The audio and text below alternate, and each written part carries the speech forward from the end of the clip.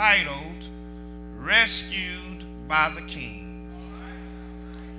Rescued by the King. Let's examine an Old Testament story about a young man named Mephibosheth. He was the son of Jonathan and grandson of King Saul. Now, I'm sure everyone remembers and knows King David.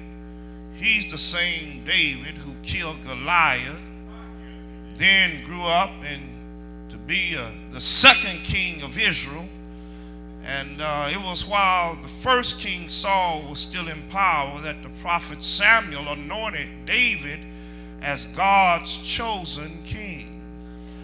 Now, needless to say, this didn't make David popular with King Saul. In fact, trouble developed to the point that David and Saul were on different sides of a civil war. And to complicate matters, Saul's son Jonathan was David's best and dearest friend. In fact, Jonathan and David were so loyal and so close to each other that they made a covenant together. See, church, they promised that no matter what happened, they would always look after each other's families. The civil war continued until finally both Saul and Jonathan died in a battle at Jezreel. And in the chaotic days that followed, the descendants of Saul were killed. But in this case, there was one lone survivor, a young boy named Mephibosheth, who was a son of Jonathan. I want to look at the story of Mephibosheth because this obscure Old Testament character gives us a picture portrait of God's grace to sinners. 2 Samuel chapter 9 tells us that after David was firmly established on his throne and he remembered his promise to Jonathan, he found young Mephibosheth, the only surviving son of Jonathan, the grandson of his old enemy Saul, and he rescued Mephibosheth and brought him back to the palace where the king resided. As we look at the rescue of Mephibosheth, we'll see that his story represents what God has done for each of us. If you've been saved, if you've been delivered, if you've been born again, it's only because of the King of Kings and the Lord of Lords who has come to rescue you. In other words, church, we were all like Mephibosheth. Have we got a witness? Until the Lord rescued us. The movie, you remember Finding Nemo, that great movie? It was about a little fish named Nemo who was captured by a scuba diver and put in a fish tank in the dentist's office. And the whole movie was about Nemo's father, Marlin, crossing the ocean, seeking and trying to save his son. That's what King David did for Mephibosheth. That's what God did for us. Satan and sin had captured and enslaved us, but God chose to cross more than the ocean. In the person of Jesus Christ, he crossed from heaven to earth in order to rescue us. Like Mephibosheth, we were powerless, we were helpless, and we were without hope. But the king showed up. So the question is, what is the similarity between you and I and Mephibosheth? Because all of us have something in common with Mephibosheth. Can I take you to the text? First of all, we, like Mephibosheth, was crippled by a fall. The text informs us that Jonathan, Saul's son, had a son crippled in his feet. He was 5 years old when a report of Saul and Jonathan came from Jezreel, and his nurse took Mephibosheth up and fled. And it happened that her hurried to flee. He fell and became lame. and his name was Mephibosheth. Mephibosheth started life out at a distinct disadvantage. His well-meaning nurse panicked, and in her haste to get the boy away from danger, she dropped him and crippled him for life. And because of that, Mephibosheth grew up crippled in both feet. That's what the Bible says. This child, for the rest of his days, needed the help of others in order to get by. He was pretty much at the mercy of anyone who came looking for him. And in much the same way, church, the human race and every one of us, we were crippled because of a fall. You don't hear me. The fall of Adam, the first man, has put us all at a distinct disadvantage because of our propensity to sin. Because Adam sinned, sin then entered the world, and the human race, and the psalmist informed us that we were born in sin and shaped in iniquity, and in sin our mothers did conceive us.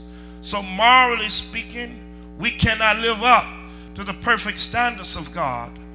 Physically speaking, we will all face pain, sickness, and death. Spiritually speaking, we cannot make ourselves righteous enough to approach God. For Isaiah said, all of our goodness is nothing but filthy rags in the sight of God. So we have the same basic problem Mephibosheth had. He was crippled in both feet.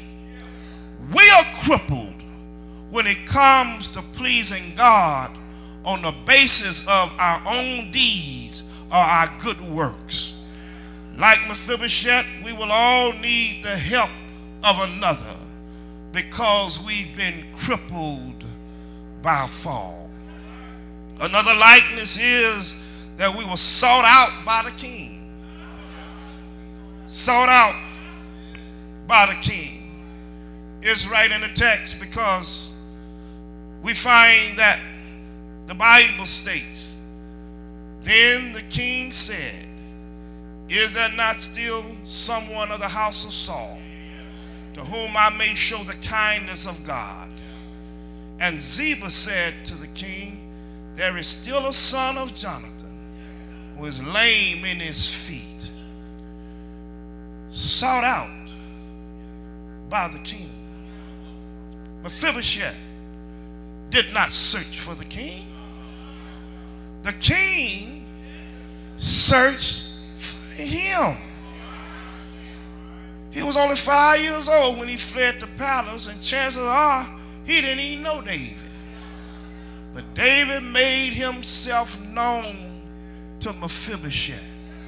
And just like God has revealed himself to us, David revealed himself to Mephibosheth.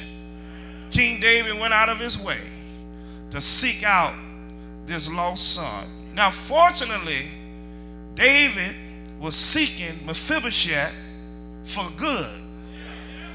Yeah, because you know how it was whenever a new king take over. He is to wipe out the family of the old king. But he sought out Mephibosheth to bless him. Y'all not hearing me? He sought him out to restore him, not to condemn him. So,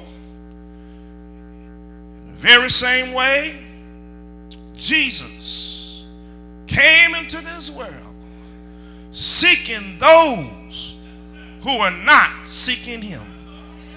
Jesus said, I've come to seek and to save that which was lost.